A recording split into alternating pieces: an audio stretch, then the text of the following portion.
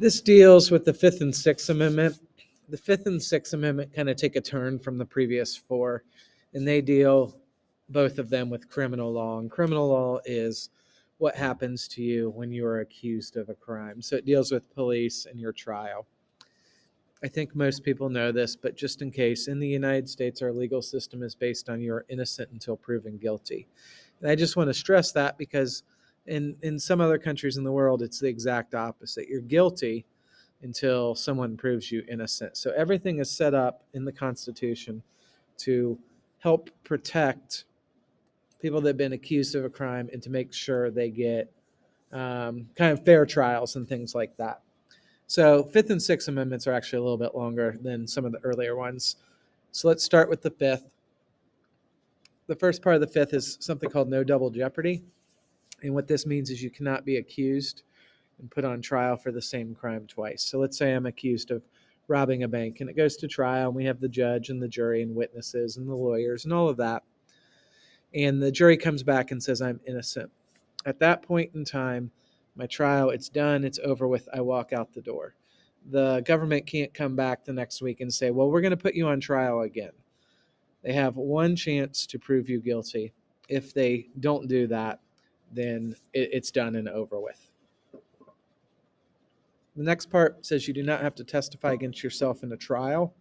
And this was later expanded to when you're talking to the police. So if I'm on trial for robbing a bank, we'll go back to that. I don't have to get up on the stand. The stand is the place that you see in TV and the movies where a person goes up there and it's next to the judge and the lawyers ask them questions. I don't have to do that. I have the right to basically say I'm going to be silent throughout this and I'm not going to say a word. Sometimes in the news you hear this as pleading the Fifth, and pleading the Fifth just essentially says you're not going to say a word about whatever it is. The next part is called due process. This is kind of a fancy legal word. For our purposes, due process is you have the right to a fair and public trial with a jury. And public, meaning people can go in and watch your trial. That's the way it is today. You could go down to the Johnson County Courthouse in Olathe and watch any criminal trial you want. The reason we have public trials is that way people can go in and see that it's fair, that the judge and the jury and the lawyer are all following the rules of the court and nothing is shady at all. It ensures fairness. Final thing that I need you to get down is a jury. Most of you know what this is, but a jury, their job at the trial, it's a group of citizens who determine if a person is guilty or innocent of a crime. Yes, there's a judge during the trial, but they don't determine guilt or innocence. They make sure the trial is following the rules. There's rules and procedures to a trial. And the judge also, if a person is found guilty, decides punishment. But it's the jury that decides guilt. Moving on to the Sixth Amendment, which kind of it feels like a continuation of the Fifth Amendment because it deals with criminal law. So a few more things. Number one, you have the right to a speedy trial. I can't wait years and years for the trial. So if I'm charged with robbing a bank, they can't come back and say, well, we're going to have the trial for this in 10 years. Today, speedy, it may not be as speedy as you think it is. I would say most cases, if it's not all that big of a deal, maybe within a couple months, would you get your trial for more, what's the word I'm looking for? Bigger crimes, murder, stuff like that. It might be a year before you get a trial. And part of that is, before you say, well, that's not speedy, if you're accused of murder, you want to give your lawyer plenty of time to prepare for that trial. So you don't want it to be in 2 or 3 weeks. You want to give your lawyer time to prepare your defense. This one simply says a person must know what crime they have been charged with, and they have the right to have witnesses testify in the trial. So when the police are arresting you, they have to tell you why they're arresting you. And the court has to tell you why you're being put on trial. What is the crime they're accusing you of? And the final part is you must be allowed a lawyer to represent you. This has changed over time. Early on, when they wrote this basically meant that you're allowed to have a lawyer if you could afford a lawyer and hire a lawyer. So there were a lot of people early on that that were poor, and they didn't have a lawyer to represent them because they couldn't afford one. Today, our legal system is set up. If you cannot afford a lawyer, the court has to automatically give you a lawyer to represent you in the trial. So let's take a look at this. This is one of the more famous court cases in American history, dealing with criminal law for sure. So March 13th, 1963, there was a man, his name was Ernesto M.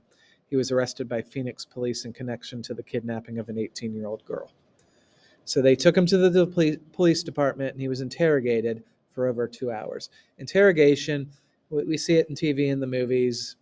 It is when the police take you into a room at the police station and they start asking you questions. A lot of times the police is trying to get you to confess to the crime. Anyway, they questioned him for over 2 hours. After 2 hours, Ernesto signed a confession stating he had committed the crime. But at no point in this whole process was he ever told that he didn't have to talk to the police, and he also had the right to have a lawyer present there with him. The police never told him that. So it goes on trial. In the trial, they used the confession as evidence against him, and not surprisingly, he was found guilty, and he was sentenced to 20 to 30 years in prison. However, he appealed the case, his lawyer did, claiming that his confession was not voluntary and the police forced him to confess. So they're going to appeal it and say it wasn't fair to him because the police forced him to confess. So he lost his first appeal, and eventually he asked the Supreme Court to hear his case, which they will, and I'll tell you the outcome in just a second. So before we do that, I just want to summarize these things. So there were two parts of his case where he had his amendments violated. He has rights taken away with him. And in the Fifth Amendment, what was violated is he didn't have to testify against himself. If you go back and look at your Fifth Amendment notes, you have the right to not answer any questions. He was never told this. So his Fifth Amendment rights were violated. Also, his Sixth Amendment rights were violated. He was never told by the police before questioning that he had the right to have a lawyer with him. So the Supreme Court, they ruled in favor of Miranda. They said his Fifth and Sixth Amendment rights had been violated.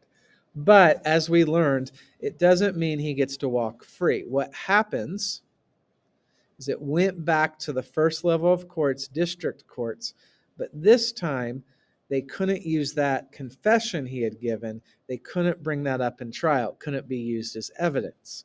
However, he was still found guilty, even without the confession being used. So I would think they had other evidence against him, and he was sentenced to 20, 30 years in prison.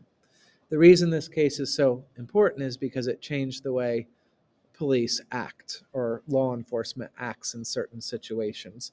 And what it did is it gave us what are known as our Miranda rights. And you maybe haven't heard that term, but you should be familiar with this. It reads, you have the right to remain silent. Anything you say can and will be used against you in a court of law. You have the right to an attorney, a lawyer. If you cannot afford an attorney, one will be provided for you. Do you understand the rights I have just read to you? With these rights in mind, do you wish to speak to me?